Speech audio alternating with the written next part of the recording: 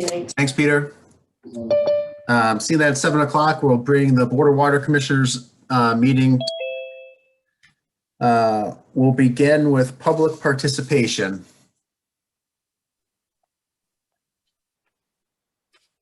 If there is any.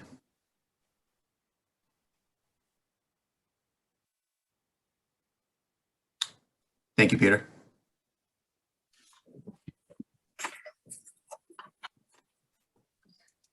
Yeah, I'm here. Mike.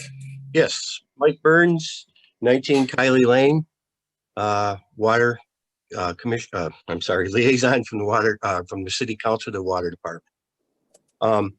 First, I guess this is all right. It's not going to be a violation here, but I want to thank everybody for the work you put in last 3 weeks on the bond issue.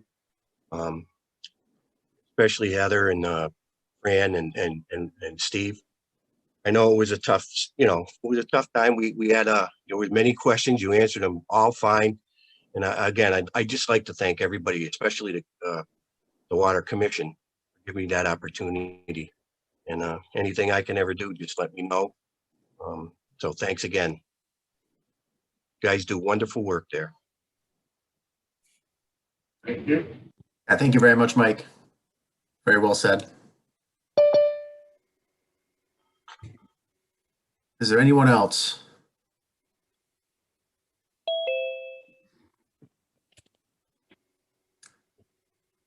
Right. Since no one's volunteering, we'll move on to the next agenda item, water study by Ty and Bond. Yeah. Okay. So yeah, this is something that we feel needs to be done. It's time to be looked at. So we, with the help of Ty and Bond, have developed this rate evaluation for your consideration to help you make a decision. And I think as far as the presentation, turn it over, and Jen as well, turn it over to Mike and Jen, and let them present it and then go from there.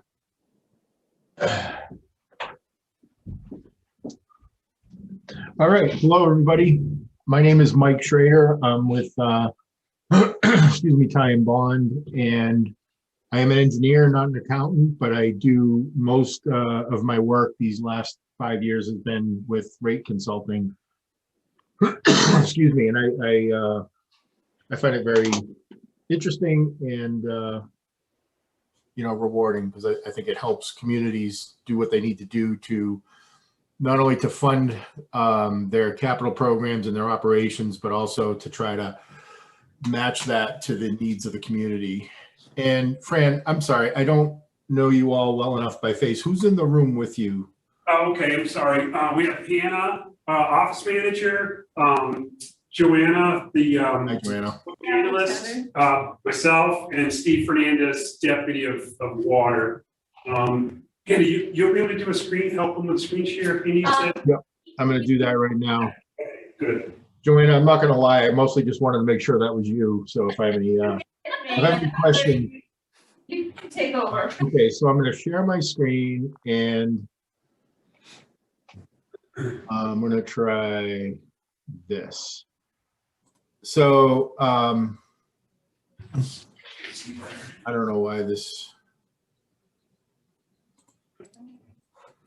All right, let me see if I can.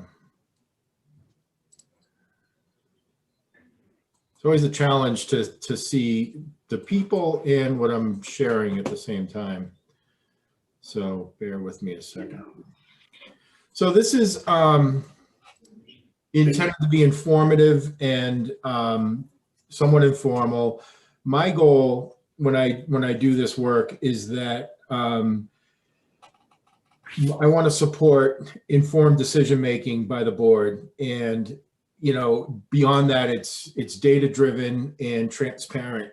So I've trimmed back the amount of detail to fit the format of the meeting. But if anybody has any questions, I can't see everybody, and especially in the room there, you guys are really small. So I may not notice, you know, a subtlety or whatnot. So please just speak up if you want, and I will pause, or we can take questions at the end and what have you. So let me just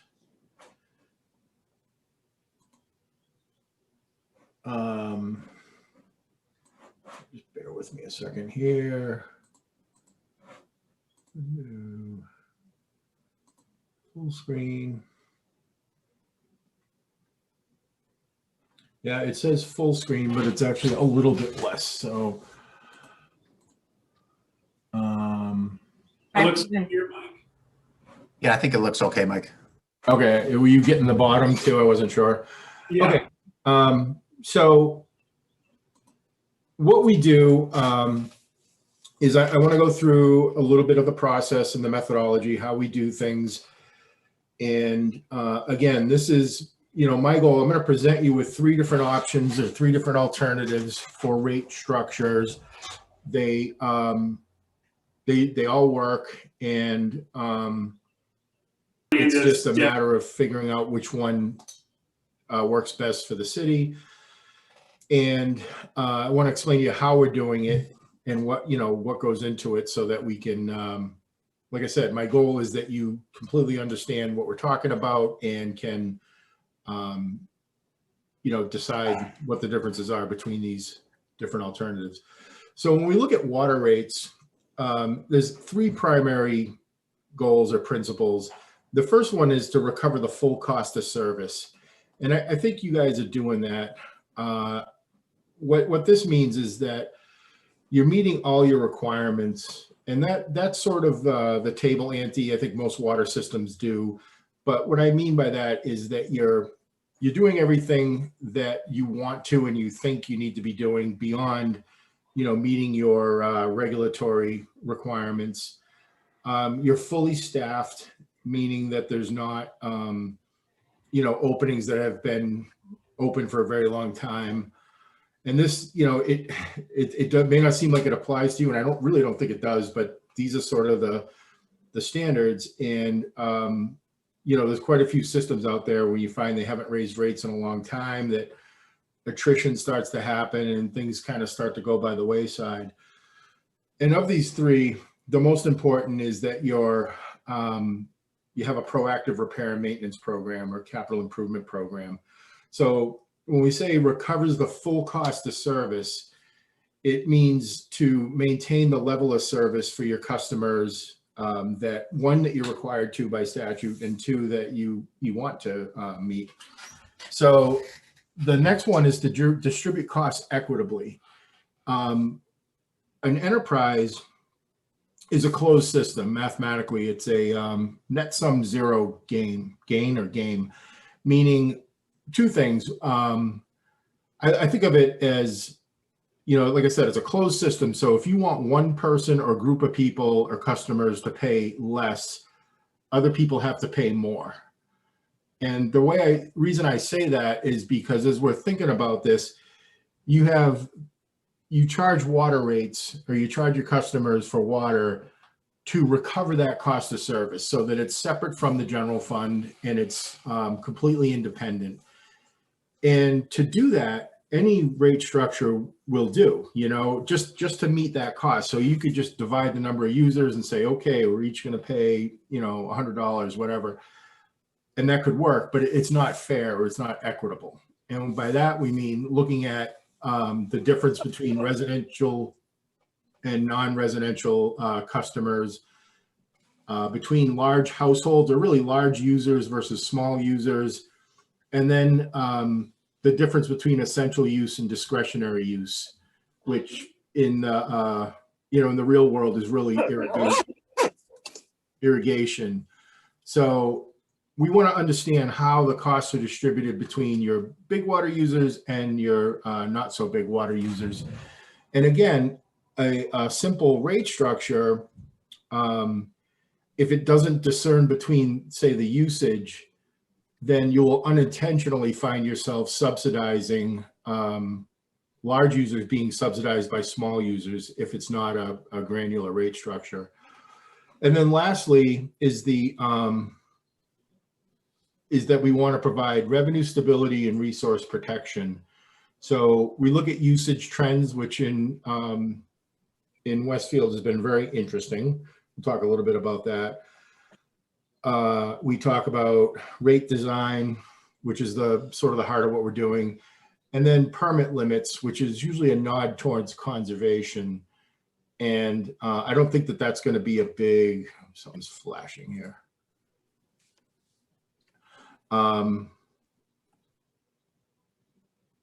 Okay, are we good with the slides? Can everybody see the whole thing? Mhm. Down Yes, to the time button? Okay. So that's sort of the baseline for these things. And I understand that you're a water commission, so you're fully, used to talking about these kind of things, but I'd rather err on going over the basics and talking about things than leave something out. So the next, oops. Oh boy. There we go. So the next thing we looked at was your water use.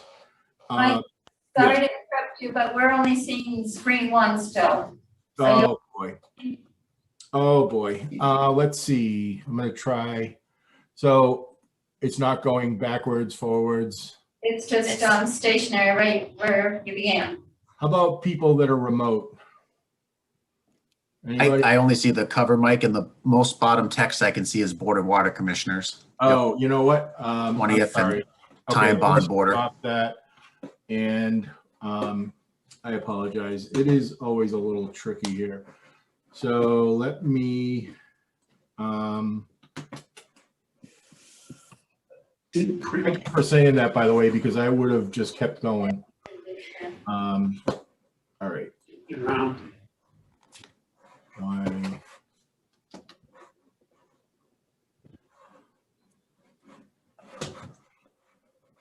I am having just a little bit of trouble here. So, okay. So you.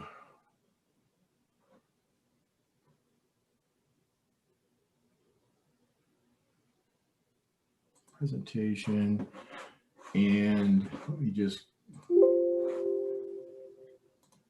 back here. 1 second. Share screen.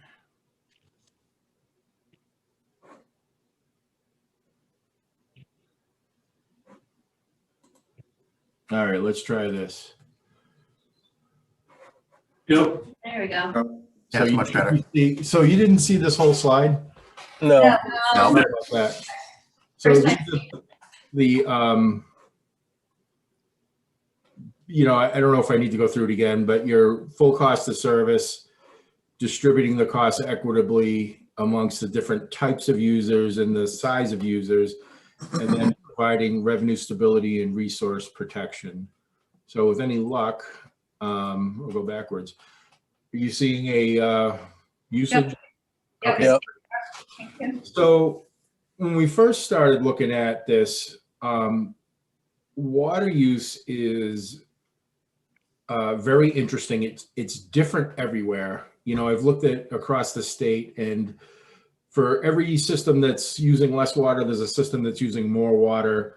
The crazy thing that is, it's often by about the same amount. It's up, 1.5%, 2% is usually the change. And then some are just kind of, chugging along in the middle. Where Westfield is interesting is that there was a marked decrease over the last 3 years, which, again, we see that it can happen. There's all kinds of reasons for water use to go down. What's really interesting here is that the reason was that the wells were offline because of the PFAS issue. So it was an artificially constrained usage. So those wells were offline, and there were additional water use restrictions. And when we talk about water use restrictions, it's always outdoor water use. It's watering. That's the the big impactor. So what's really interesting is now that you have your treatment plant online, you can put those wells back on, or maybe you already have. And the question is, what is that usage going to do? Is it going to go back to where it was in FY17, which has been, pretty stable? This long trend here is from the annual statistical reports that the city and all the other water systems have to send in annually to the Department of Environmental Protection. And then we look at the last, usually the last 3 years of actual metered usage, which is these blue dots. And you can see that the ASR agrees very closely with it, but that's only the last 3 years. Looking back at the last 10 years, you know, yes, you've been experiencing a decrease over that whole period, but it would be less of a decrease than it has been in the last 3 years. So now the reason I drone on about usage is that 80% of your rate revenue is based on usage. So if we overestimate usage, that is going to reflect itself as money that you're waiting for to come in that doesn't come in. And that's not where we want to be. If I underrepresent it, it makes the rate increases need to be more to try to overcome that. And I didn't show the slide here, but there's a very common paradigm I see where a system hasn't changed rates in a long time, and over that time their water use is going down. Not a lot, you know, 1%, 1.5% a year, but at the same time your expenses are going up 2-3% a year. So the net effect is, it's almost like inflation, that every year just standing still, you're losing 4 or 5% of effective revenue. So I want to overcome. So if your usage is going down, say 2% a year, then if you want to increase your revenue by 5%, you actually need to go up 7% to take into account the fact that it's declining on you.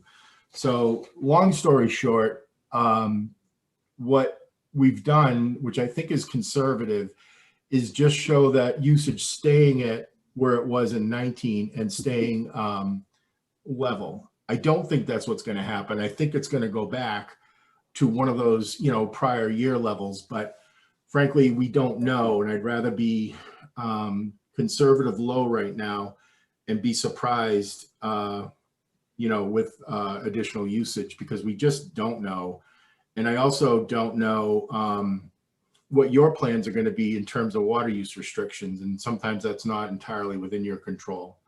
So, and the other thing I want to say, we're going to show projections for a 10-year period. And I like to do that for a number of reasons. One, especially if you have something big that's coming, you can kind of plan for it. That's not necessarily, well, you do, you have the treatment plant is going to come online, the debt is going to come online, and that's going to be an impact. But I do expect or recommend that annually we just check in on this, on the usage, I mean, on the projections. So we look at the expenses, you look at the revenue, you look at the usage, and you just sort of check in, and you might, you know, tweak it as you go. So it's not, and to be clear to the board, of course you can take any action you like, but I do not intend for you to be approving, you know, 10 years worth of rates. But we can talk about that when we get there. So that's the water usage. So what we've done is we're leaving it flat, meaning no change based on that last year's data. We are increasing the customer base by about 29 accounts per year, which is what we saw over the past, because it is sort of slowly growing in residential use. So now the way we evaluate rates is we use what's called a pro forma, which is really just a simple cash flow. We use a spreadsheet model to develop the pro forma, and we use a fairly simplified checkbook approach. You have your revenue in and your you know, revenue in, your expenses out, and we look at the fund balance or the retained earnings as a result of that. And we develop the top part of the pro forma, where it's showing here, is the expenses. We base those on reviewing your past history, your expense history, your budgets and your actuals for the last 5 years. We start the projections. All the projections are linear, and the starting point is your FY21 budget, which is the one we had when we started. And then we go up from there based on a, well, you can see right here, it's basically 3.5% is what we use for escalator for expenses. And then down here, we have the capital expenses is your existing debt service, your capital outlay, which is budget capital, and then new debt services, new projects that'll be funded by debt. Now this, the expense side stays the same for each of the three alternatives that we evaluate, because there was no reason to change it. You know, if we had a different alternative CIP or something like that, sometimes we do that. But for this case, and for most cases, it's the same expenses for the three different revenue scenarios. Below here, I show the capital improvement plan from that we got mostly from the 5-year CIP, plus the treatment plant here. So that's the big cost here. And we're showing that that's going to start, the debt will hit the enterprise in 2020 or fiscal 23. And the rest of them are split 23, 24, 25. These are some distribution system improvements. They're all debt funded, and you know, they're coming into the different years as shown, each with a 20-year term. Pretty basic stuff. And you know, based on this, it looks like the water department's on top of their system maintenance, because it's not a huge list. Oh, and I went backwards again. So now this is the second half, and I just can't fit it on one screen very easily, or if I did, you wouldn't be happy watching it. So picture that prior screen, the expenses are right on top of this, right above this. Now this is the revenue portion. So what we look at is the rate revenue is based on that projected usage, which is why that's important. And it's based on the rate structure that we're evaluating. And I'll show you that in a minute. And then below is the non-rate revenue, which is pretty much everything else that doesn't, it's not directly a result of people paying their current year's or the current quarter's water bill. So that includes some miscellaneous for fees and tie-ins and stuff like that. That's about 250. The rest is what we call liens, penalties, and prior year. It's just the other part of the revenue, everything that comes in through the treasurer's office. And then we look at the net revenue is the difference between your expenses and your revenues. And then the fund balance, we start fund balance with the retained earnings for the most recent year. And then we just estimate based on the net revenue change. Now, one thing, Joanna, I just want to point out is that unexpended revenue is around 20% every year. So we incorporated that into the net revenue calculation, meaning that the city's been conservative with their budgeting, and the actual expenses have been, you know, roughly 20% less than that. So it's one of those conundrums where if I budget based on actual expenses, then it's going to look like your budget's actually higher. We don't have enough rate revenue to cover it. Or if I go the other way and there's that delta, it looks like we're, you know, adding more rate increases that we need to. So the reason I do it is, or the way I handled it here was just to add on that 20%. So that is consistent, kind of keeps your fund balance. We talked about this a little bit before. It looks like it's, you know, where we'd expect it to be. Now, when I talk about rate structures, I'm going to skip forward 1 second. Oop. This is the sum of different fees that make up your rate structure the way it is now. And these are base charges for different meter sizes, and then one usage or consumption charge. So this vertical slice here for FY22, say, I call that the rate structure. And that means it's a certain setup. We'll show you when we get into the other ones that this is how we're going to base all the water bills on. And then across, we make adjustments to the rate structure. And I'm just going to pop back. We make adjustments by applying one uniform percentage increase across that whole line of charges and fees and whatnot to maintain this fund balance. So that's how, you know, if it looks like this line, this gold line is your fund balance. The number inside is expressed as a percent of operating expenses. And we use a rule of thumb of 20% or more. That's roughly 2 months revenue, which is a rule of thumb in terms of the water industry for what you should keep.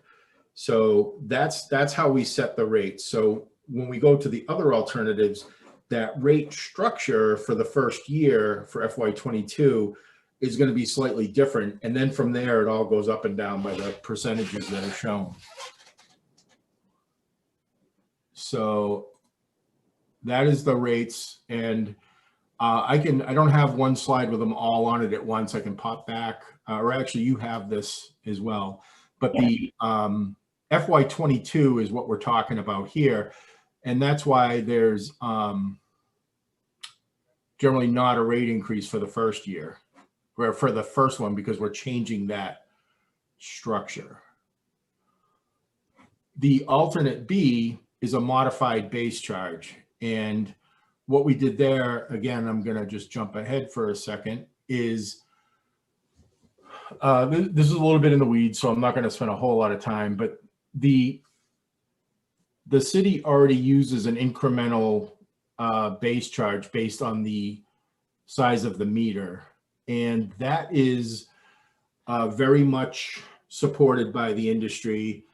And the, you know, the rate manual is a big, thick manual for by the AWWA, would suggest that you use what they call the meter equivalents to raise those rates, or to increase those rates. And you can see here that under their scenario, a 3-inch meter would be charged 15 times the amount of a 5/8 inch meter.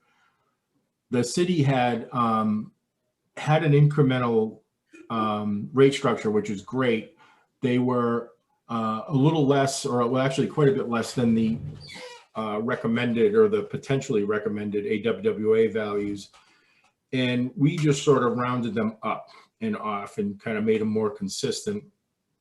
Of late, we've been looking at this and being a little more conservative than what the AWWA amount would let you be, meaning that instead of charging 25 times for a 4-inch service, we're charging about 4 times.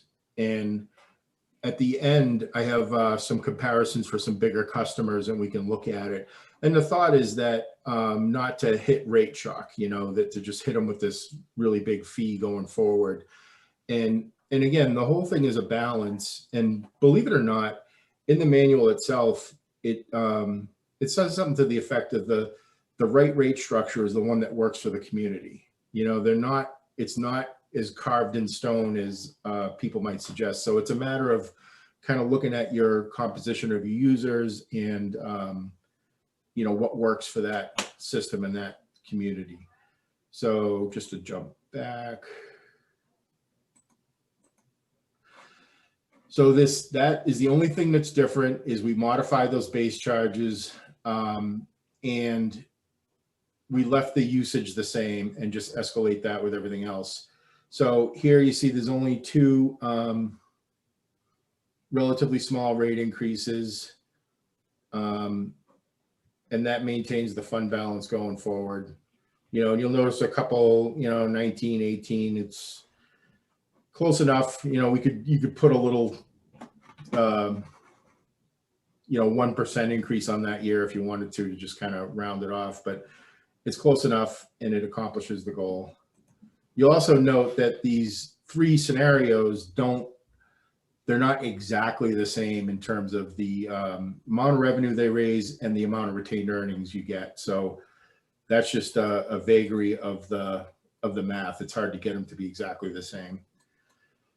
Now, alternate C, we used the same base charges, and now we added tiers. So usage tiers, which the concept is opposite to sort of like a Costco, where the more you buy, the cheaper it is per unit.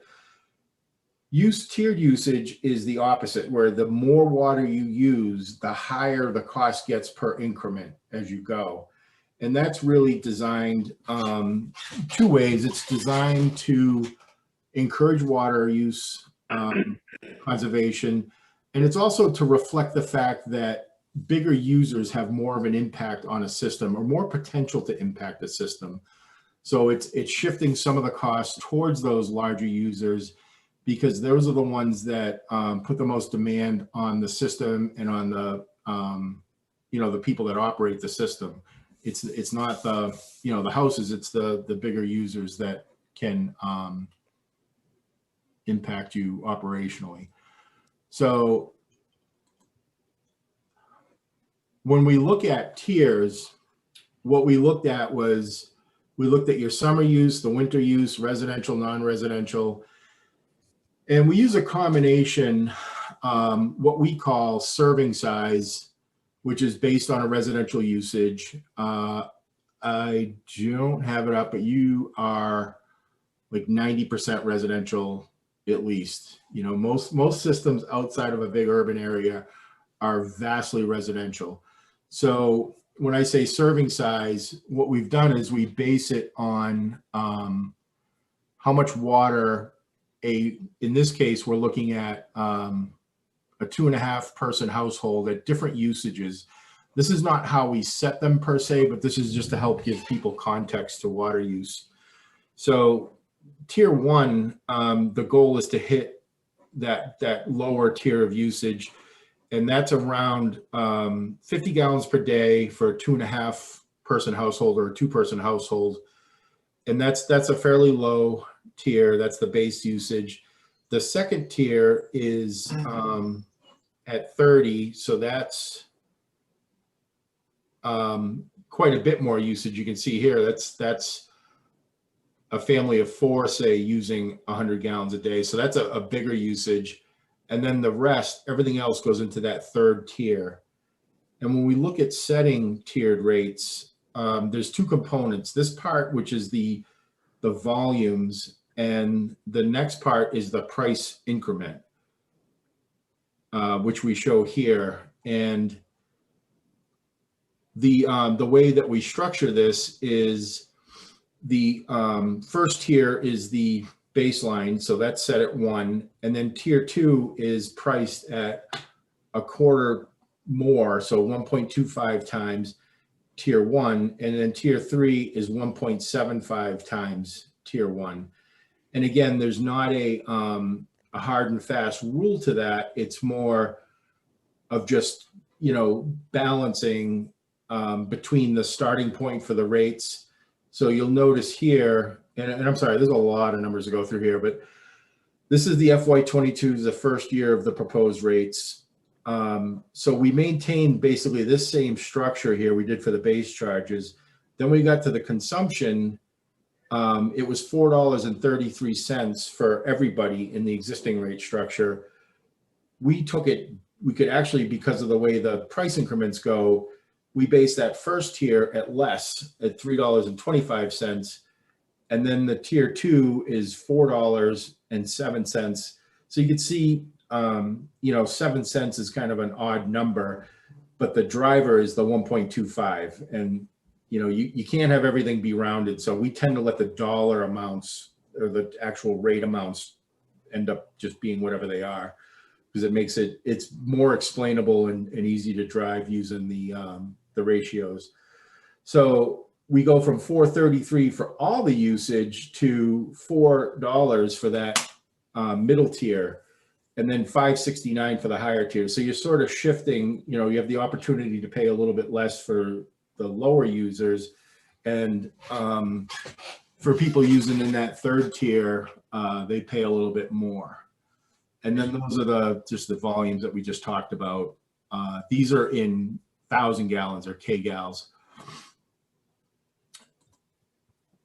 Looking at the user costs, which is, arguably the most important thing, we look at a family of 4 using actually, this is, I just noticed that's a typo. It's 50 gallons per day. And we calculate what their annual cost would be based on that. And we show the annual cost going as an increase, as just the actual annual cost, and then a total for the whole period.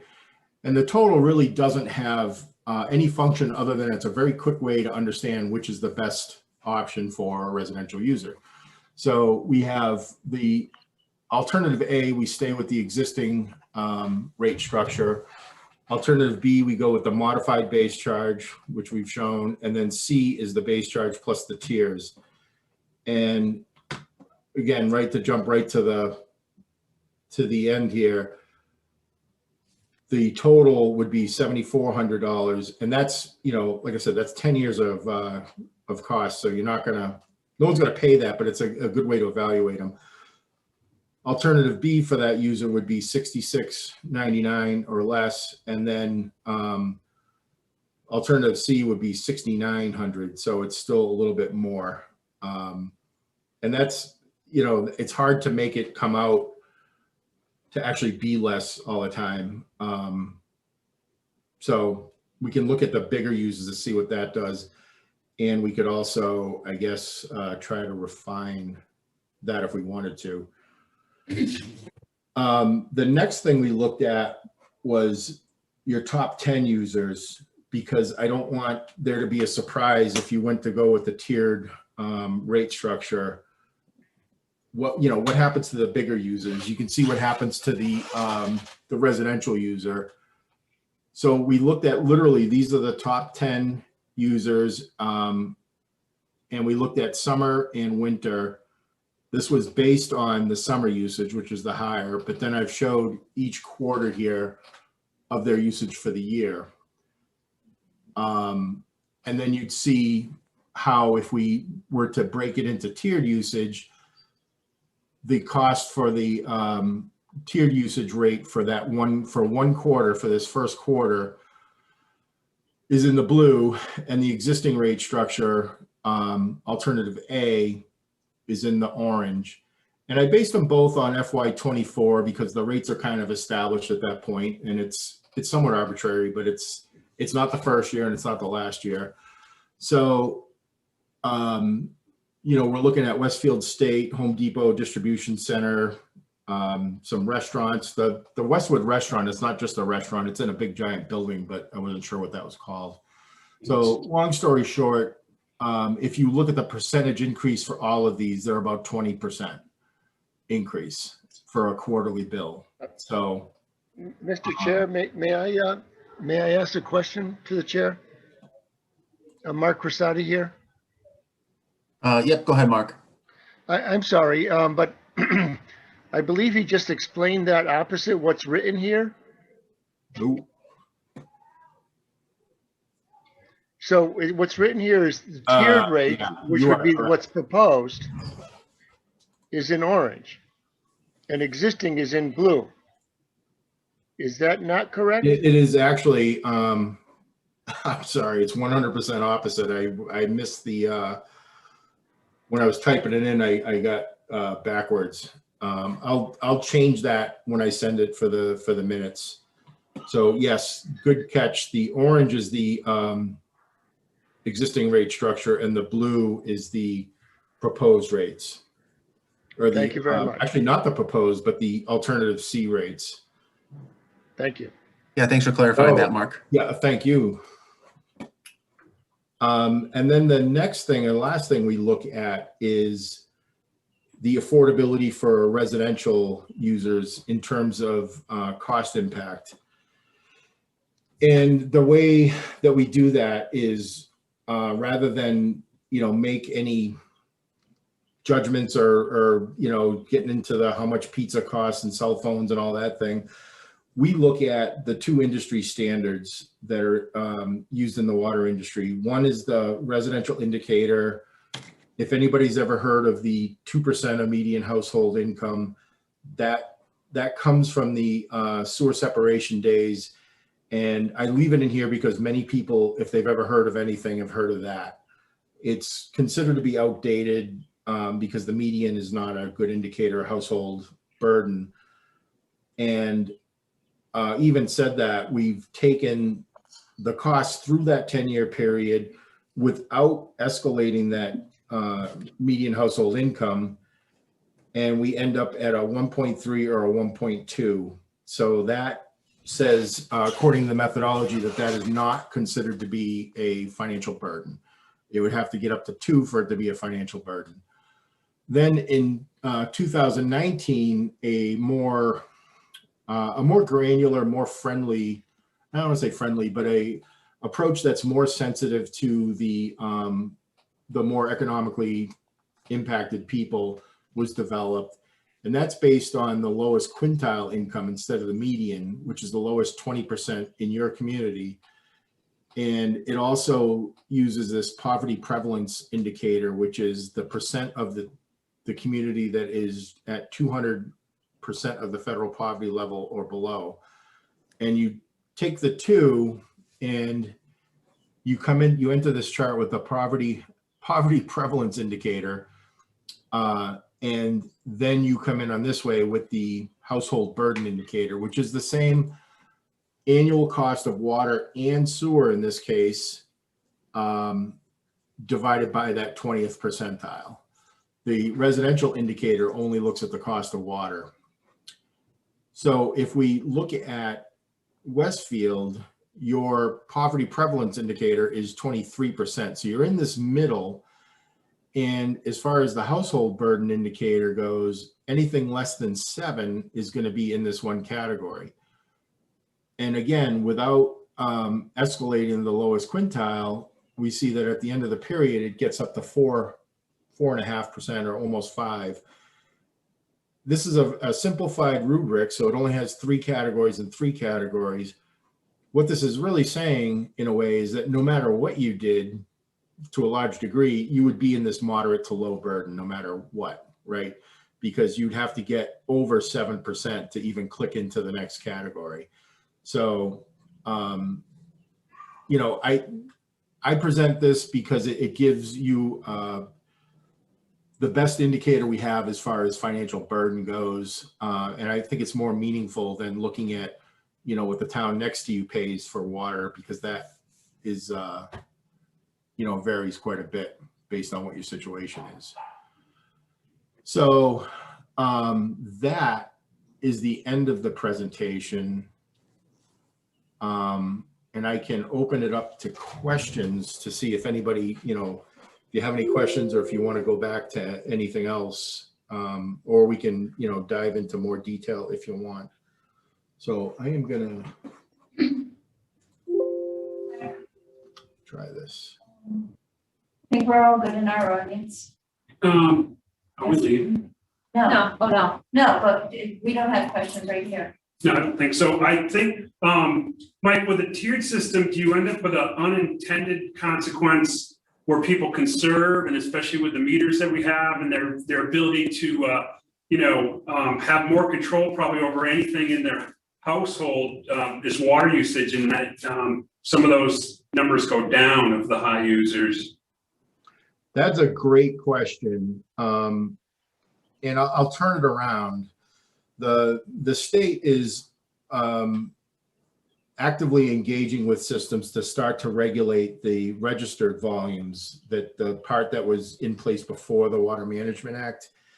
And, you know, you have water use restrictions now, and they're either calendar based or stream flow based. And I would love to see communities be able to use rates, you know, whether it's drought rates or, you know, tiered rates, to control that themselves without having to issue water use restrictions, right? And because a water use restriction, it kinks the curve. It's putting a muzzle on it. You don't know what people would have used or what they wanted to use.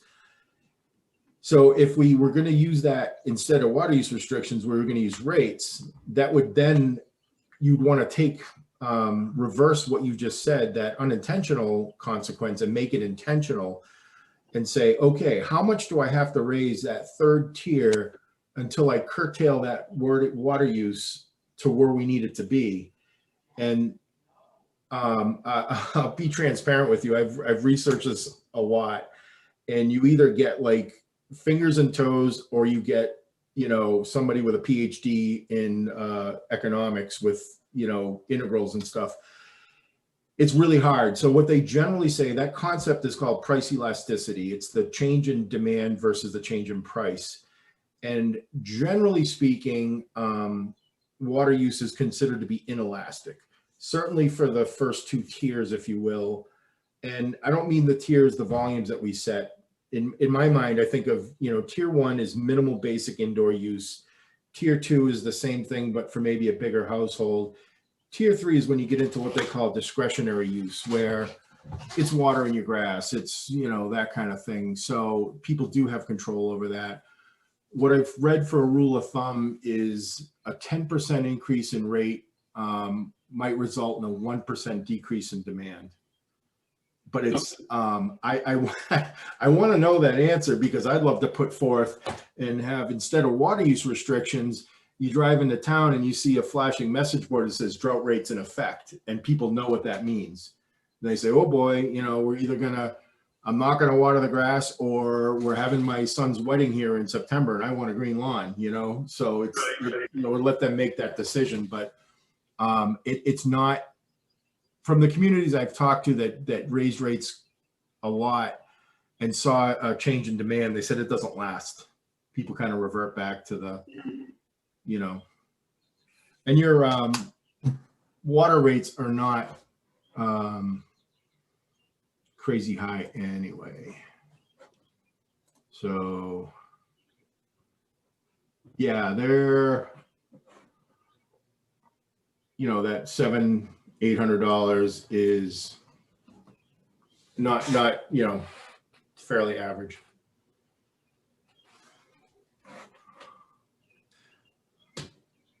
Mike, do you have data on what percentage of residential users fall within each tier? Question, yeah. I do. Because that forecast, Mike, assumed that they all fell into the lowest tier, right? The 50 gallon a day household. It's your usage. Let me just see.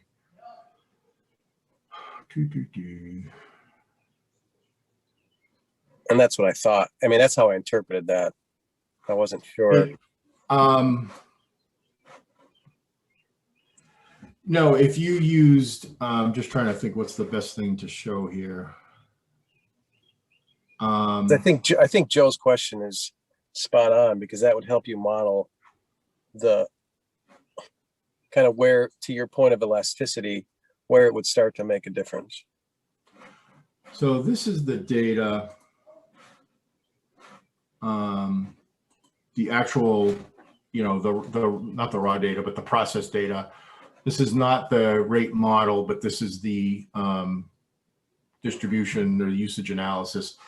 So what it's really saying is, if you used, you know, 4,000 gallons, that first, I'm sorry, 40,000 gallons, the first would be in 8,000, then the next would be 12,000, and then the rest would be in that third tier.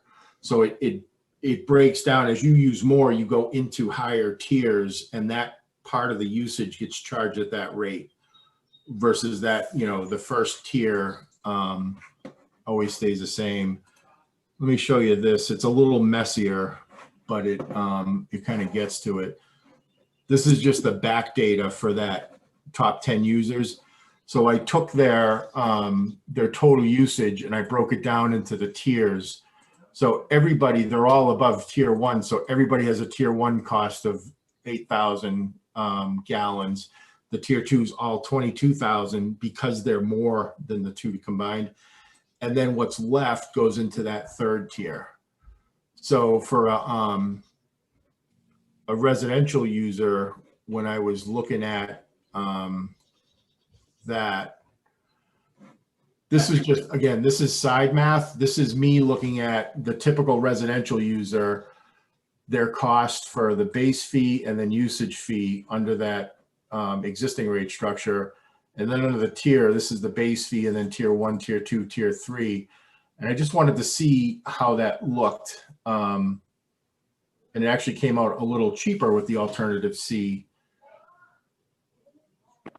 So And so when you say that, what size household or what size, like where did that fall in from a usage? yeah, okay, I get you. I'm sorry. I understand your question now. This is a contrived user. It's based on 50 gallons a day times Right. 4 users. So that's not, Yeah, I'm gonna step in here for a second, Mike. This is William with Time Bond. I think the number we used is 80 gallons per day per user for a family size of 4, because based on the 2019 ASR data we got, the estimated daily consumption per person is around 76. So we went a little higher, and then we went a little higher for the family size as well, just to be conservative. yep, okay, I stand corrected. So the 80 a day was the average, kind of the center cut of, call it the median of a Westfield household. It was what was reported on the ASR, which is taking the residential usage and dividing it by the population served, which Yep. is not always the same. Right. Okay. I think, Joe, I think that does answer kind of the question.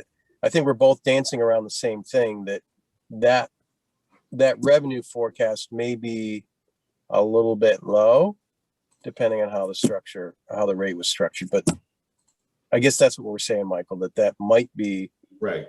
lower than we would expect, or lower than we would actually realize. And Fran, I think your question's right. At what point does the rate become a deterrent that you have to then adjust your financial modeling to recover that, to get to the revenue target you need? Right, and I also think on some of those bigger users, some of those are large tracts of land and a trailer park for one. I wouldn't be surprised if they actually have leaks in there, and at the current rate, it's, maybe not so, They don't care. entertaining to go look for the leaks, but when they're paying more, maybe make them say, hey, let's go fix the leaks here. That incentivizes them. Yeah, exactly. Yep. Michael, I had a question about option A. What did you use as your gallon usage? So as we saw in the first chart, we've had a tail off since 2014-ish by the looks of it. What did you end up using for your modeling to forecast the revenue at those? I mean, what did you end up using to forecast out those years, a few years, from a revenue standpoint? So we used let me just go back to this.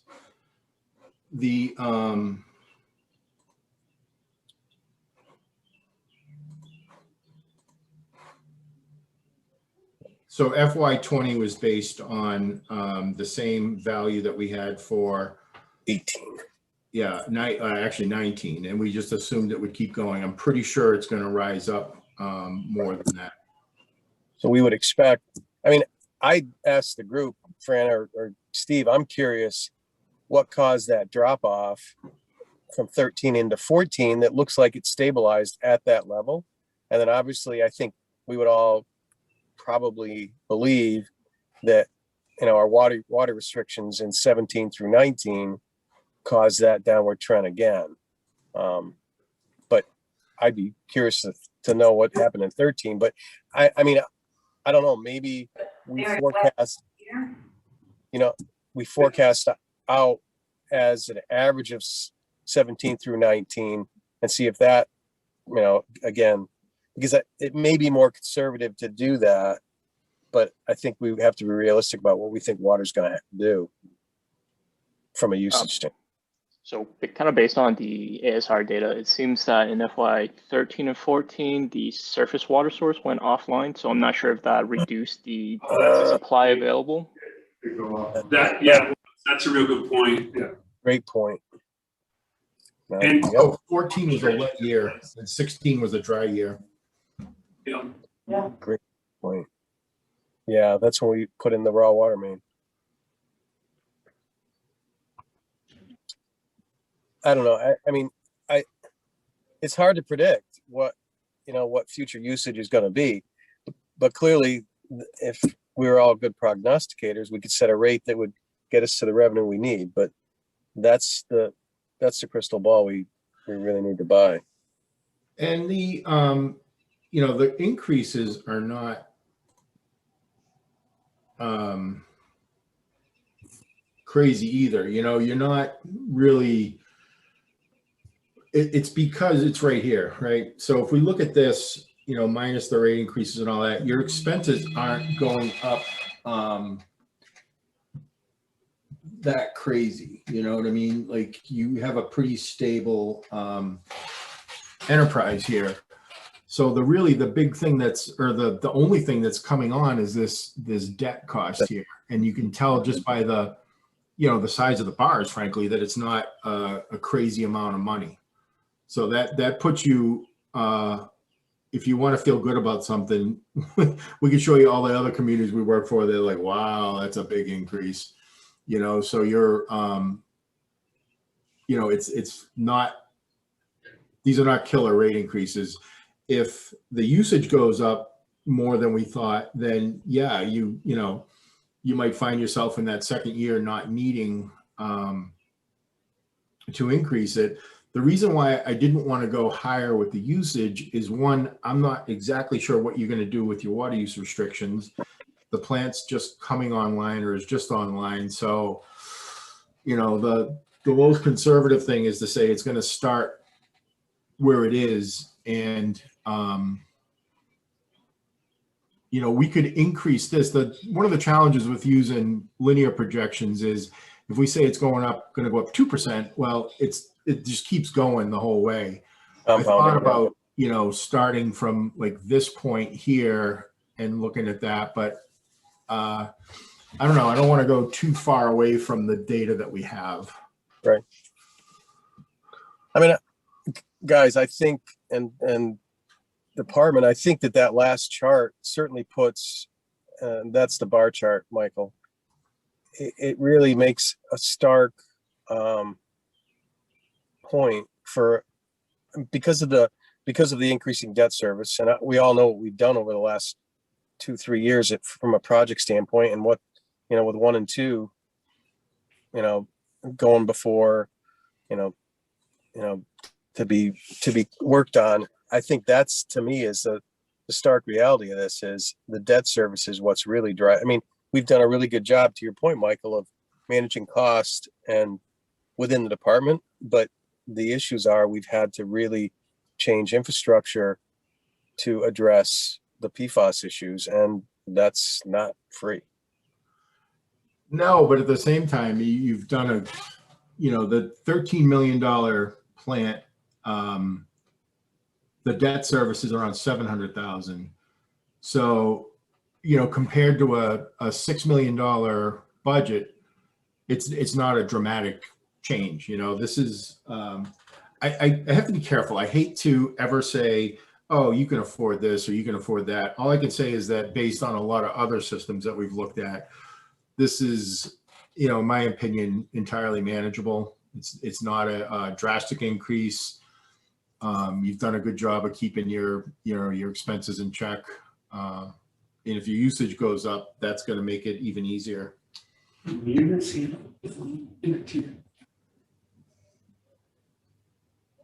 I'm sorry, was that a question? I was just asking my colleague next to me the question. For some reason, when I have the screen share on, I can't see you guys.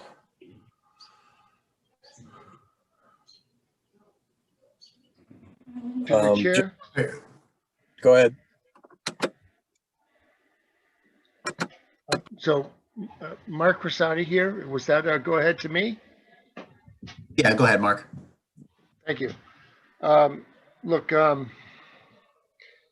first of all, I would be interested, or I would suggest that the commission be interested in asking what the consultant's recommendation is. He certainly laid out a lot of numbers and a lot of paths. He's obviously wrestled with the ins and outs of the rate increases and the nuances of the system and the users of the water department, the Westfield water system. I would suggest that the commission be interested in what he had to say as far as a recommendation.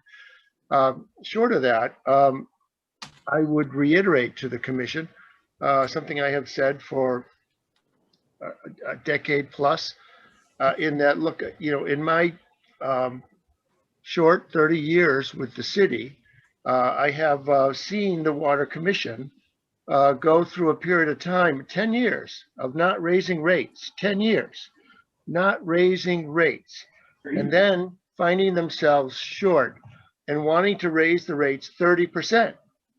Well, if they had raised it 3% over those 10 years, they would have been there. But wanting to raise it at 30% all at once, there was such a political backlash that the commission then backed off and only raised it 15. And you're living with the the fallback of that today. Is that, look, a modest, reasonable adjustment annually, and you can always look at it and say, well, okay, well, maybe we don't need all of that this year, but a modest annual increase annually is expected by a consumer who expects inflation and so forth. And the commission, the last thing you want to be finding yourself is in a position of not having sufficient revenues to address issues. And understand that one of those issues is investing in the system. It's not just maintaining the system, keeping the water flowing, keeping it clean. You have to invest in the system for tomorrow. That's part of your fiduciary responsibility, not just keeping the rate as low as possible. It's about setting your system up to address tomorrow's needs. It's so, as was presented in the slides, I would recommend to the commission to take a look at that 3% per annum increase to get you to a point of being comfortable. And I understand that the usage may even be more than what's anticipated, but that's an enviable position for the commission to be in, to have too many revenues than you really need and say, oh, okay, well, we can back off. But that you don't want to be is, oh, geez, we just increased rates and, oh, well, now we got to raise them even higher because we didn't anticipate it enough. Go to the point of trying to be secure and safe for tomorrow. And I'm sorry, and I appreciate your time. Thank you. If I can just comment on that, the very interesting thing about this is it's Massachusetts, so there's like 200 something water systems and there's 300 different ways to do things, but there's some trends that we see that are really, really common. The most common one is, to hear what you just said, sir, was the, all those guys before us, they never raised rates, they never did this. And that's very common to see. Having said that, all of these structures have some measured increases in them. And especially, and I keep losing, I'm having trouble with, oh, there we go. Let me just share again.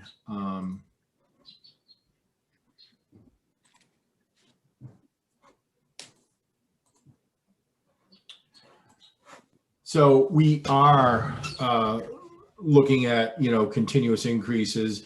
And for some reason, I agree with what you said about, costs go up and consumers expect it and all that. Some reason when you get to water and sewer systems, people seem to look at it as discretionary spending, like it's an option.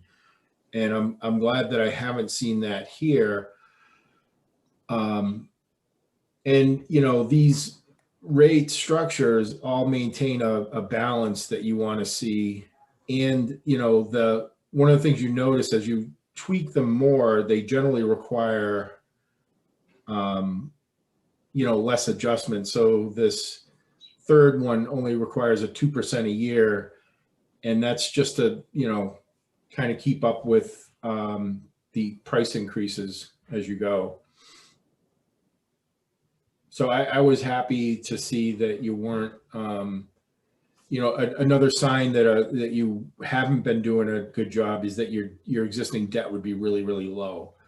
And that's not the case. You have a reasonable amount of debt, and you know, the new debt really isn't that much of an increment. And then I you would asked me- suggest, sorry. I'm sorry, to the chair again, I would suggest that, look, what you're working with in your model for capital improvements is only a 5-year window. And you're going beyond the 5 years. So, I mean, you Fair point. should understand that there's going to be more capital improvements, and there's obviously more need for capital improvements than have been identified. So certainly, I would suggest you err on the side of comfort or safety or security relative to revenues, and have sufficient funds to address the needs of the future. Thank you. Sorry. No, Mark, and I was gonna say it before too, there's no need to apologize. You know, your input is greatly valued.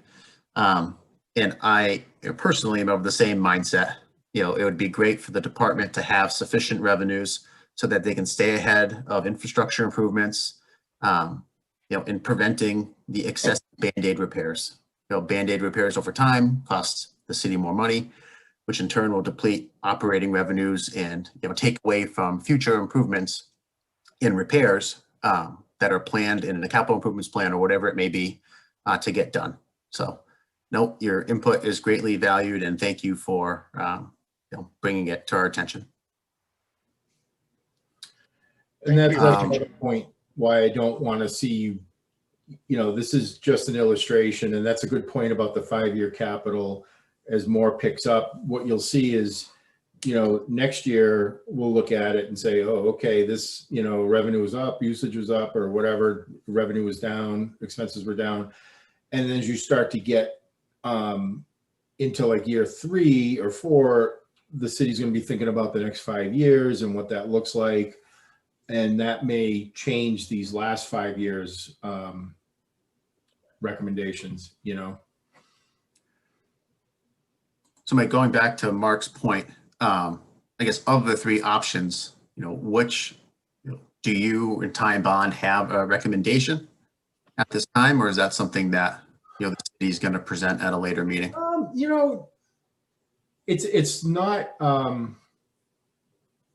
just based on the residential usage or the residential cost impacts. You could go with B or C, and you know, B is what, $200 cheaper over 8 years, so it's marginally less expensive.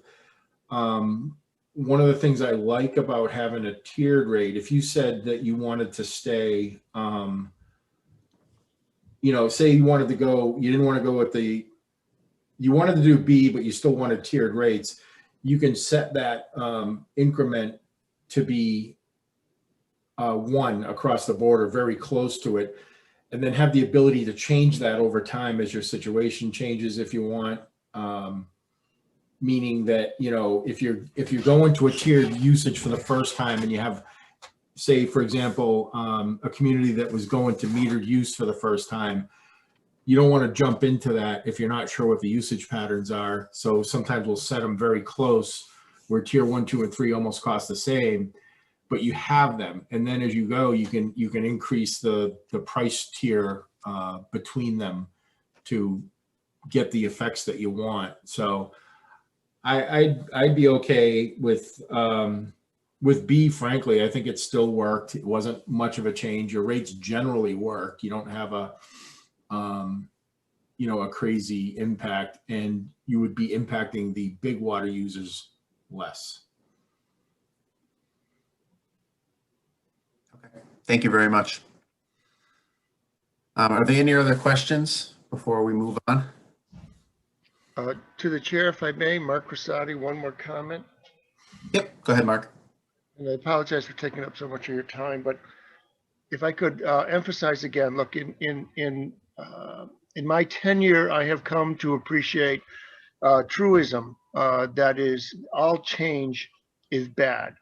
And so if I would strongly recommend the commission set itself upon a course of action that is consistent over time of a rate increase over multiple years, and just allow the consumer then to expect what tomorrow is going to be. You can always step back from it. It's stepping forward or changing things to the adverse that then has negative public impact. So again, I would recommend the commission look at, again, a consistent increase over time. Again, consistent over time that is just expected. It's not change, it's just carrying forward with the same incremental increase over time. And then look like a hero and cut back when it's excessive. But it just, again, all change is bad, and it's a political environment we live in. So thank you, and I'm sorry. Thank you. No, again, no need to apologize, Mark. We appreciate it. Appreciate your experience and your advice. Mr. Chairman, on that same token, I do these meetings where people ask a lot of questions and back and forth, and people will say, wow, that was really tough. And I go, no, that was great. They ask questions, they're paying attention, they're invested, they're engaged. I mean, that's what this is for. So I appreciate the questions as well. Yep, no, Mike and Will and Jen, we appreciate, everyone giving the presentation and going through this process. I'm assuming the department's going to come up with something that they, are going to recommend to us or propose to us at some point. As far as an option, Yes. Yeah. yeah, we definitely can do that. Okay. If I may, Joe, the other thing when I said, the informed decision-making, we this whole project was done on an accelerated basis to make this meeting. And I don't personally like to feel like I'm keel hauling a board where I'm just presenting a lot of data like, okay, what do you want to do? What do you want to do? So you guys have any questions, over the next couple of days or whatever, feel free to push them through the city and, get back to us or whatever we can. I want to make sure you're comfortable in the decisions you're making and not feel like I'm railroading something through you. No, we appreciate that, Mike. And yeah, it'll be nice to digest this a little offline after seeing the presentation and get some of the questions answered. Yep, then we can write, Ron or John, if we have any questions, we've got Mike's email through that thread earlier. We can kick them over to the city and get them answered. And I want to thank Michael and your team. This is a very comprehensive look, more than we've done in the past. And I think it certainly presents a defendable case as to why a need for rate, I wouldn't say increase, but rate adjustment needs to be considered, certainly from kind of our cash flow and the debt service commitments we're going to have going forward. So thank you. All right, Mike, Will, and Jen, thank you very much. Yeah, thanks, folks. Appreciate your time. Thank you. Thank you. Okay, everyone. Bye. Thank you again for your input. It's much appreciated. Thank you. Good night. All right, moving on to the agenda. We've got a few utility lien abatements, 86 Court Street, 91 West Silver Street, and 115 West Silver Street. So Bay State Noble Hospital contacted me about a month or two ago. Their last quarter utility bill got linked to their third quarter real estate tax. So they contacted me to see if it was possible to have the interest removed from the real estate bills. I have checked with the collector, the bills have been paid, the ones that were liened, so all that's remaining is the interest on the account. So these letters were just presented to you, so you can make the decision to approve or deny the interest, removal. Are they all 3 properties? Yeah, so of, Oh, I see. Okay. yeah, so there's 3 separate properties that had 3 bills liened.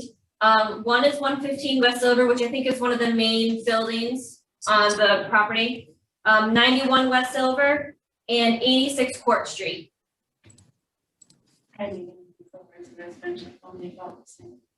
Yep, yeah, they started to purchase some property around the hospital. So 91 West Silver Street is one of those residential properties. Gotcha. Did they provide a reason for the late payments, or is it just? These bills were issued during COVID, during the pandemic. So I think the bills just went unattended. So they weren't paid on time, so they were liened. They were the only bills that were liened to real estate. Yeah, and besides that, they've been in good standing. Yep. Okay, okay. Ron or John, do either of you have any questions or concerns about these? I have no objection. To your point, they've been in good standing. They're certainly central to the, health and welfare, and, through the pandemic, they've been definitely, so I have absolutely no objection to abating the interest. I'm with you there, Ron, that obviously they had a lot to deal with this past year, and for the dollar amount that we're talking about here, based on what else they had to deal with, I don't have issue with it. Okay, I agree. Do I hear a motion? Hannah, can we deal with all of these at once, or they have to be dealt with separately? The Board of Assessors appreciates it if they're done individually, because they have to vote on it as well. So we need to state the dollar amount for each property. Yes. Would you mind reviewing those? 91 West Silver Street is going to be $15.60. 86 Court Street is $4.76. And 115 West Silver is $1,796.29. Okay. And Hannah, that $1,700 or $1,800 one, that was all interest. Correct. Yep. Wow. Okay. That must be the main structure, Yeah. itself, yeah, okay. All right, well, I'll make a motion to abate the lien at 86 Court Street in the amount of $4.76. I second. Roll call, Commissioner Cole, Yes. Commissioner Ojelski, Yes. Commissioner Papalarczyk, yes.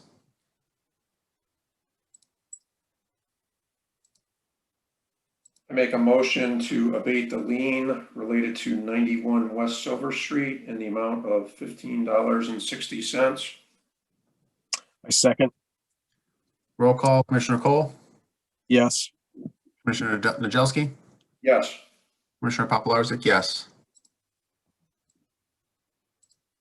I make a motion to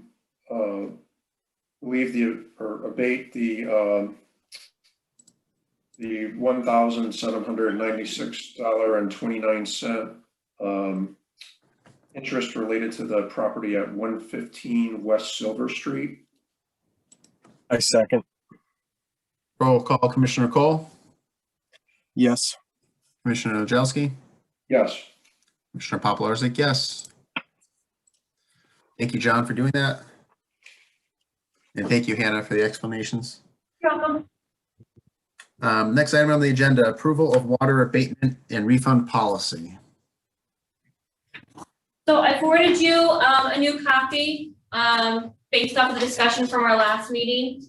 There's 2 items added to the policy. One was giving the residents a 10-year limit per abatement, but giving the commission an option to waive that depending on the extenuating circumstances.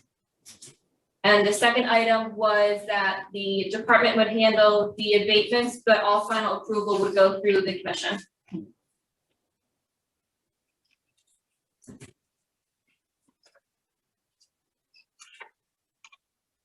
So Hannah, the only adjustments you made were those two highlighted? Correct, yep.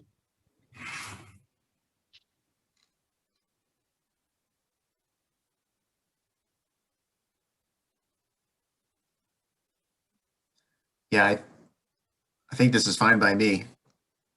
Thank you for highlighting the changes, Hannah. It makes it much easier to track what's changed. Yeah, I have no objections. Same here. I'm fine with them as written. All right, do I hear a motion to accept the revised water abatement refund policy?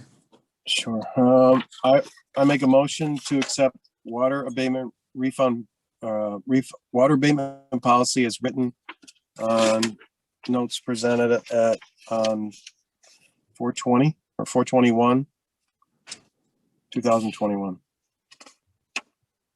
I second. Roll call, Commissioner Cole, Yes. Commissioner Nadrowski, Yes. Commissioner Papalarzik, yes. And actually, Hannah, strike the 21. It should be 4/20.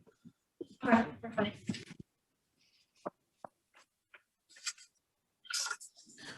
All right, thank you. Next item is approval of the March 3rd, 2021 minutes.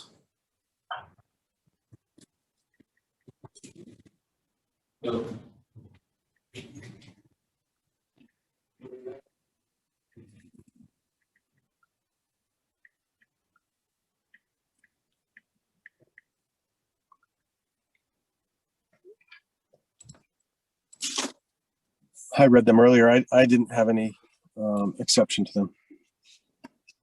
I just had one question related to the well 2 results that were discussed during the last meeting. I just wanted to confirm that the way the notes are written, that the issues we discussed, where we're still in the process of validating some of the data that were collected, were only associated with well 2. Yes, I believe that is correct. And that was my understanding too. So I think before these are approved, it may be worth just revising the way it's presented there, so it's more clear if somebody reads that in the future. I can have Heather look at it just to verify and make changes. And that was really my only my issue I had with the note. So otherwise, I think everything else is fine. I agree with John as well. I read it and it mentions Owen District Road as well. And it was just a little unclear on where the samples that the city's having issues with or there are discrepancies with were taken. 2. Heather, could you- We're going to issue the results of 2. Well, yes, well, so those, yes. Okay. Yeah, I'll have Heather look at these just to verify and I'll change them for next meeting. Okay, yeah, just a small change would be great. Thanks, Hannah. You're welcome. Yeah, thank you very much. All right, so we'll revisit those next meeting. Department project updates. Apologize that you guys didn't get an email to you. Heather was out today. I usually work on them with her, but I can get them over to you. So she'll be in tomorrow. I'll get them over to you. But we can discuss whatever you guys have on your mind as far as updates go. One, we can say the flashboards are in, so that's, and their water going over at the res. Well, 2, as you know, it's not offline. We're running Owen instead. The last, if I recall, like around 85 million gallons produced out of there. East Mountain Tank is just about complete. It's obviously the old one is demolished, as you guys know, and we've been working on the site work up there. So I went up there today. It's all leveled out and we got grass planted. Working on a curtain drain down at that spring they encounter down at the bottom. As soon as they straighten that out, we'll pave the road. And, other than that, it's about it for now. So Steve, even with as dry as it's been in March, and obviously we're in April now, but we're still running over the top of flashboard, huh? At the Yeah, we reservoir. put them in run last week when we can safely get in there and install them. And I think the day or the day after, it rained and it was a good push, and now it's going over the board, so. Oh, that's great. Oh, yeah, we had almost 2 inches of rain last week, so. Punch tomorrow too. Yeah, so it was just perfect timing. Yeah. And I'm assuming that the new tank at East Mountain is now holding water. We've got water in it. Is that correct? Oh, it has been for months. Oh, yeah. Absolutely. We need that, right? Yeah.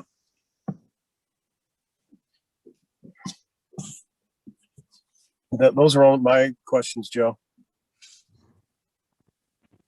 I can't remember where we left this last with water restrictions. There's still a water restriction in place. Right? They're still in place. They're still in place. Okay. Is that something we want to discuss next meeting? I guess I don't know, the local comfort with early spring watering. We can discuss it. Yeah. Yeah. I mean, I think with 7 and 8, you got a much more robust, in operation, you have a much more robust scenario than you had with just 2, depending solely upon that. So, I think that, weighing that into consideration, I think, I think we should be good. Yeah, I agree that with the information that the flashboards have been in the reservoir is full. It can be even something that we address month to month as needed, or, the department can bring to our attention that there's some concern, but I think, with 7 and 8 online and the reservoir full, it might be worth, removing the restriction. So if we want to talk about that next meeting, that would be great. Yep. I'll put on the agenda. Thank you. Is 7 and 8 still operating only when staffed, or is the SCADA system? Yes, it's only running with the person in the seat. Okay. Right. Is there an update of how much longer before the department thinks the SCADA system the bugs will be worked out and it'll be able to run auto? PRVs is the biggest. Yeah. Well, we have pretty good reliance, a trust in all of that. We do want to, it has some rupture disc on it. And we want to change those out to PRVs, just because of the catastrophic, nature of a rupture disc when it goes. So the PRVs, are on order, and, I think that's kind of, once we do that, it's not a huge lift to do. We just need to get it all in place and then put it together. It's pretty, a few 4-bolt flanges, and you've had the PRVs, and then those just daylight to the outside. So if you have a failure, that water goes outside of the building. And we don't have rupture disc at any of our other facilities. And and we've experienced firsthand with a rupture disc early on, and the comfort level's not there with those. Okay. Yeah, I've never even heard of a rupture disc. It's not like they didn't perform, but it's just the nature of a rupture disc when it goes and how it goes. It sounds very violent. Yeah, and the Google description also makes it seem very violent. The relief valves, the event passes, they'll reset. Even if they kept lifting, it's going to be, So little spring resets inside of them. Yeah, so. Yep. I would imagine by next month we'll have that squared away. Okay, that's awesome. One last question, is that something the city's going to take on themselves, or is the contractor still on site? We're going to take it upon ourselves. Awesome. Okay. And do you know, in order to go unmanned there, I know you're working out the kinks with the SCADA, Are there other requirements that need to be satisfied through Mass DEP? No, No, DEP approved. they've approved it, they've site visited, you know, they've seen it, so they're comfortable with what we have, and we're comfortable as well. I mean, operators have been there enough. In fact, I was just out there today, you know, you're basically controlling it by SCADA anyways. You're sitting at the plant. Person's just there, right? That's still, those keystrokes are just the same as if they were happening at Reservoir Road or on a tablet or whatever. So, yeah, we feel good about it. Yeah, it's great. It's a little bit of a silver lining in my opinion, you know, because that's a large system to have to program, and you guys had all that time. Yeah. To sit in front of it and watch it do its magic. So it's great. And it's great that it's all set and DEP is on board. That's all great news. Are there any other questions? All right. My only one, I've just had one, Joe. Oh, sorry, Ron. Yep, go ahead. Hannah, now that we've been on the metering, you know, the online metering system, have we seen any upside, unintended benefit? I mean, just, is there anything that you can tell the commission of what you've seen as it relates to the metering, and, you know, anecdotally, has it made things better for the department, for you, from a billing side? Yeah, we have had a couple of accounts that have pretty large leaks that we were able to send somebody out and, actually it's up on Pachasik Road. It's a vacant property, the meter froze, so a lot of water was being pulled, so we sent somebody up right away and they turned off the water, the curb, to stop the leak. So if we hadn't had that meter on that property, we wouldn't have found that probably weeks, almost a month later. 600 gallons. It was like 600 gallons an hour that was running through the meter. Wow. So we were able to stop it pretty quickly. That's incredible. Yep. Yeah. Yeah, we've had a couple of those, and we send somebody out right away to start knocking on doors or see if they can find where the leak is, so we can stop it well before it becomes an issue. Yeah. Okay, cool. I mean, I think that's something that goes unnoticed. I mean, obviously we get the things that are noticed, that all of a sudden my bill went up, but you know, the on the flip side, the benefit that it's providing to both the system, the city, and the residents, I don't think it's stated enough. So, thank you. Yeah. Thank you, Ron. Before we adjourn, why don't we look at scheduling our next meeting?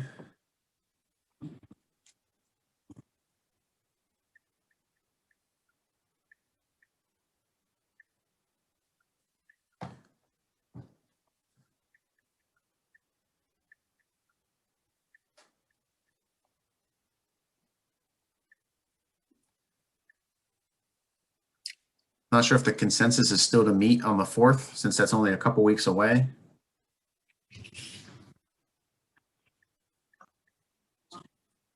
Department, I mean, what's your, Fran, Hannah, Steve, what's your point of view? I mean, or do we want to defer until May? I mean, actually, it would be May. The water rates, I think that's kind of crucial to get that, you know, in motion sooner rather than later.